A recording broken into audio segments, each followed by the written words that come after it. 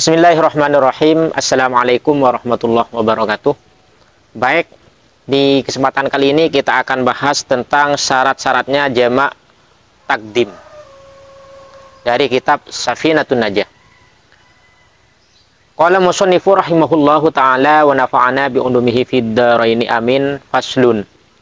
Syurutu jam'i taqdimi arba'atun. Al-bida'atu bil ula wa niyatul jam'i wal muwalatu bainahuma wa dawamul udri. Pasal ini menjelaskan tentang syarat-syaratnya jamak takdim. Jamak takdim itu adalah sholat didahulukan sebelum waktunya. Jadi sholat itu boleh dijamak, dikumpulkan, asalkan sholat itu ya selain sholat subuh. Selain sholat subuh itu bisa dikumpulkan dengan sholat yang lain. Maksudnya seperti ini. Duhur, asar dengan duhur dikumpulkan jadi satu, dikerjakan dalam satu waktu. Kemudian isya sama maghrib juga dikerjakan bersamaan dalam satu waktu. Kalau yang jamak takdim ini berarti menarik sholat yang belum masuk waktunya, ditarik ke sholat yang sudah masuk waktunya. Contoh, seperti sholat asar dikerjakan di waktunya sholat duhur.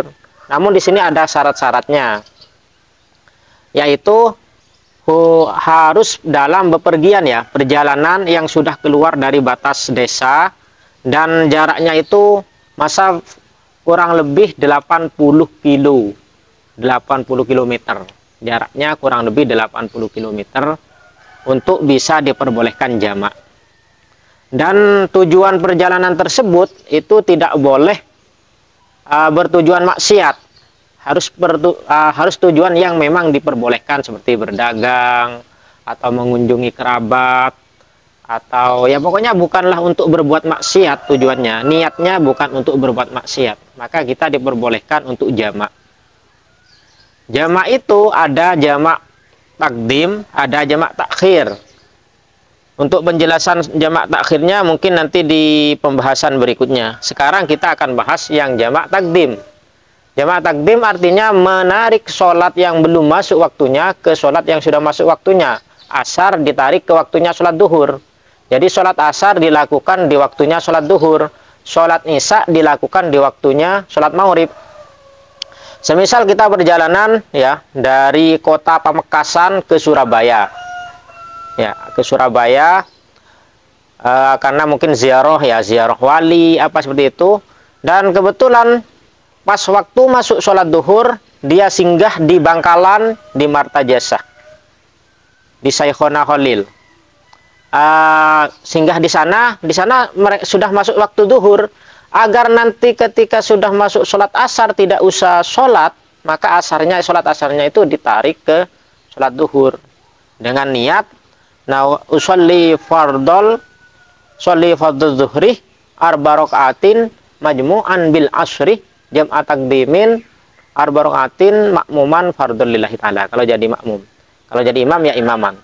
Jadi usolli fardhu zuhri arba rakaatin majmu'an bil isya'i usolli fardhu zuhri arba rakaatin majmu'an bil asri jam'a takdimin arba rakaatin makmuman fardhu lillahi ta'ala. Kurang lebih seperti itu niatnya. Kalau dalam hati saya mau niat sholat duhur, kemudian dijamak dengan sholat asar dengan jamak takdim fardhu lillahi ta'ala. Seperti itu cukup sudah sebenarnya, meskipun tanpa menyebutkan rakaatnya.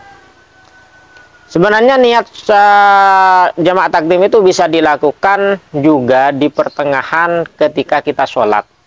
Ketika sholat duhur itu sudah ada niat untuk menarik sholat sholat asarnya ditarik ke sholat duhur, asalkan belum sampai salam untuk sholat yang pertama.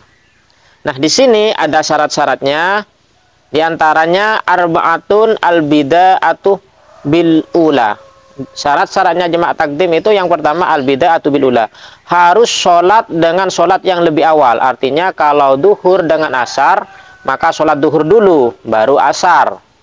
Kalau maghrib dengan isya, maka sholat maghrib dulu, baru isya. Itu kalau jamak takdim. Jadi sholat maghrib dulu, baru setelah itu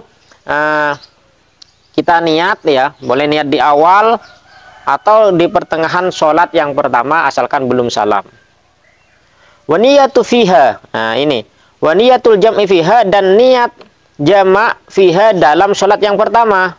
Jadi niatnya itu kita harus berniat dalam lingkup, masih dalam lingkup sholat yang pertama. Tidak boleh kalau sudah salam dia mau niat jamak, tidak boleh.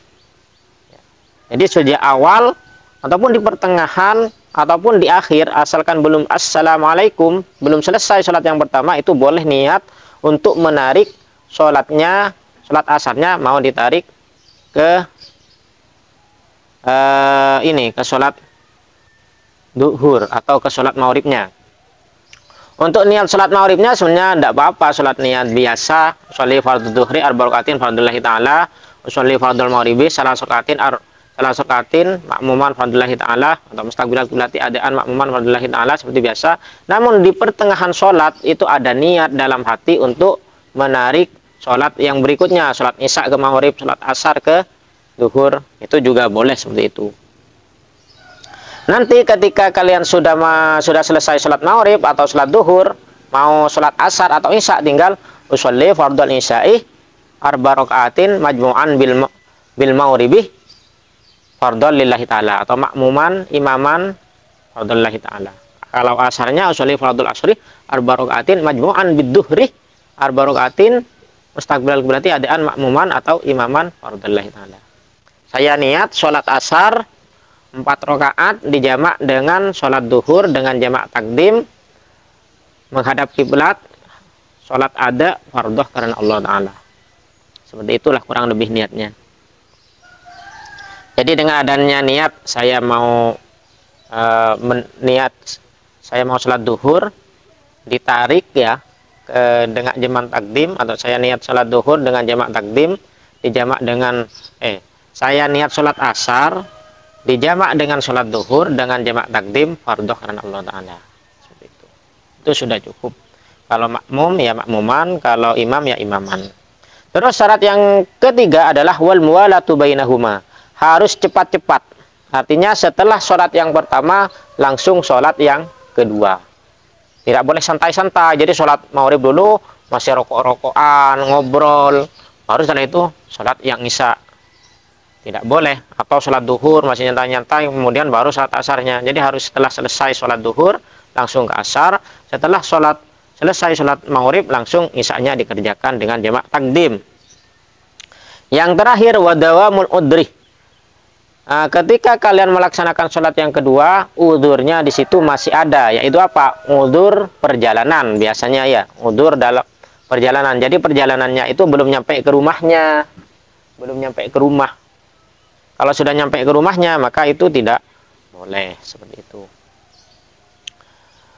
Faslun, utawi iki ku fasal surutu jam'i takdimi utawi syarati piro-piro jamak takdim, utawi piro-piro syarati jamak takdim arba'atun iku ono papat.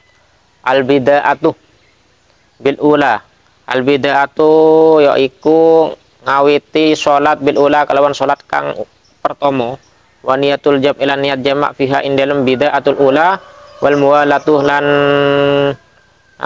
kancang-kancang bainahuma ing dalem antarane salat loro wa dawamul udri lan langgengi udur. Faslun tining baneka fasal suruh jam'i takdimi tining banyak epon syarat jamak takdim arbaatun panika 4. Al bida'atu engki panika amulai bil ula kalaban salat sekabitan atau basa pertama. Wa niyatul jam'i ban niat jamak fiha ing dalem salat pertama.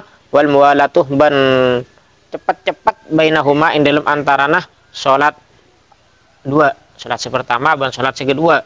Wa dawamul udri ban langgengah udur. Demikian penjelasan tentang syarat-syaratnya jamak takdim beserta maknanya. Jika ada yang keterangan yang benar ataupun makna yang benar, bahwa min Allah, kalau ada yang salah bahwa min nafsi. Wallahu a'lam bishawab. Wassalamualaikum warahmatullahi wabarakatuh.